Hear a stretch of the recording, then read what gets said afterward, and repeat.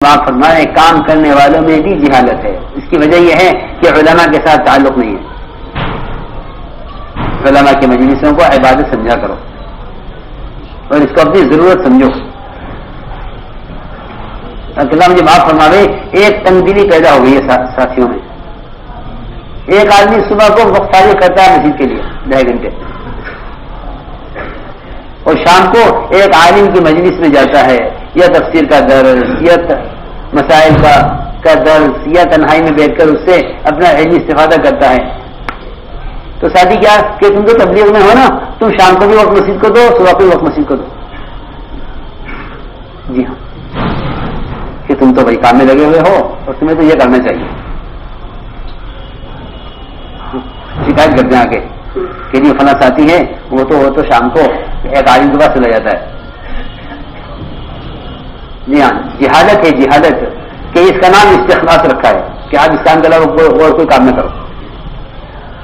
اس کا نام کیا رکھا؟ استخلاص. یہ جہالت ہے، جہالت، استخلاص نہیں ہے. استخلاص اس کو کہتے ہیں کہ کام کرنے والے اپنے آپ کو سیاست سے، اختلافی امور سے، جھگڑے کی کاموں سے، جھگڑے کی باتوں سے اپنے آپ کو بچا کر چلیں. یہ استخلاص ہے. یہ نہیں کہ دین کے شعبے چھوڑ کر دین کے شعبے کے خلاف چلیں کہ استخلاص ہے. یہ تو امامت میں چلے گئے. ایک کار صاحب آئے کہ جی وہ ایک آدمی نے سال لگایا، عالم نے پھر وہ امامت میں لگ گیا. ہم کہہ رہے کہ تبلیغ کا کام کرتا. کیوں؟ وہ تبلیغ کا کام کیا ہوا؟ جو بھائی بیٹھ جاؤ، وہ تبلیغ کا کیا ہوا؟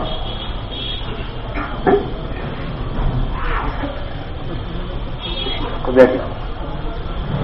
وہ تبلیغ کا کام کیا ہوا؟ اور دعوت کا کام کیا ہوا؟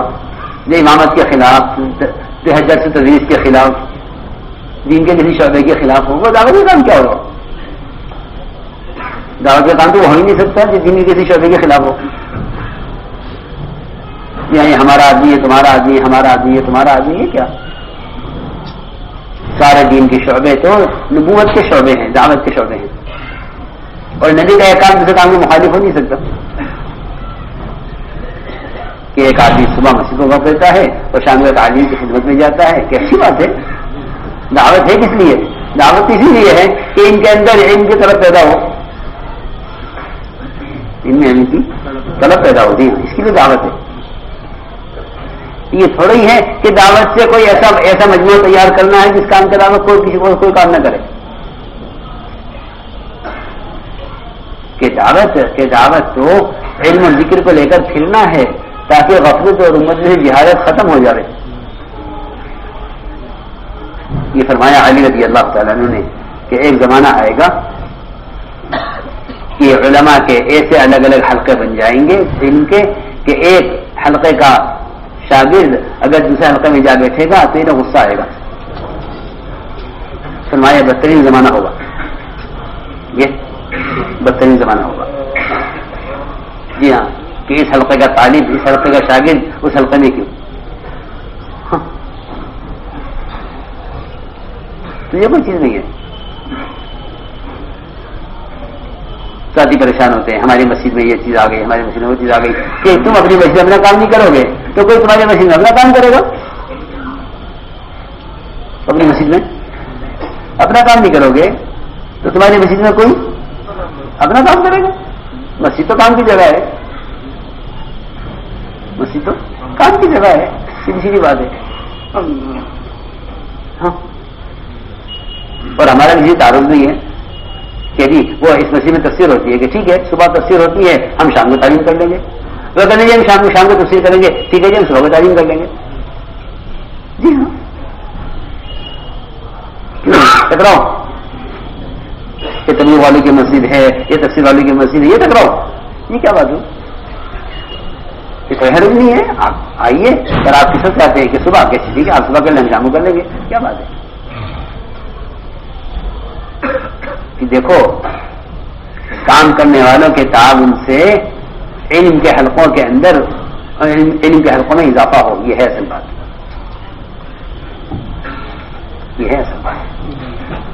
کام کرنے والوں کے تعاون سے جی ہاں علم کے حلقوں میں اضافہ ہو. میرے نزدیک تو بڑی خوشی کی بات ہے کہ امت علم کے حلقوں میں، تفسیر کے حلقوں میں، اور امت جو ہے وہ مسائل کے پوچھنے میں اور علماء کے جمع ہونے میں امت میں اضافہ ہو، میرے نزدیک تو خوشی کی بات ہے. یہاں تنگی پیدا ہو گئی کیا کہ اگر یہ علم میں لگیں گے تو تبلیغ چھوڑ دیں گے. ارے اسی نے کام چھوڑ دیا، وہ کام والا تھا ہی کم، وہ کام والا تھا ہی کم. جی ہاں، کیا بات ہے. اگر کوئی اسی کام میں لے کے دعوت کو چھوڑ دے تو تھا کام والے تھا ہی کم. ہاں،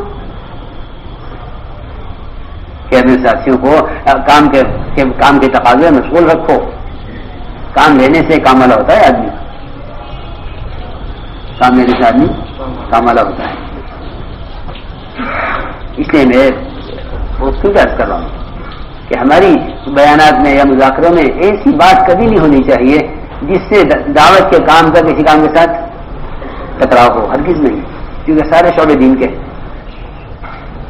اور دعوتی شعبوں کو زندگی کا عرض کر رہا تھا کہ دین کے شعبے تو دعوت کی آمدنی ہے، اپنی آمدنی سے محبت کو نہیں کرے گا. کیوں بھائی؟ کام برائے کام سے نہیں ہے نا، کام تو برائے دین ہے، اور یہ دین کے شعبے ہیں.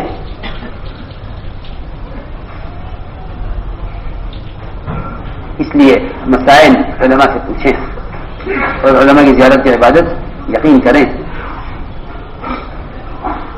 علماء کی زیارت کی عبادت یقین کریں. اور دوسری بات یہ ہے کہ اکرام کی حقیقت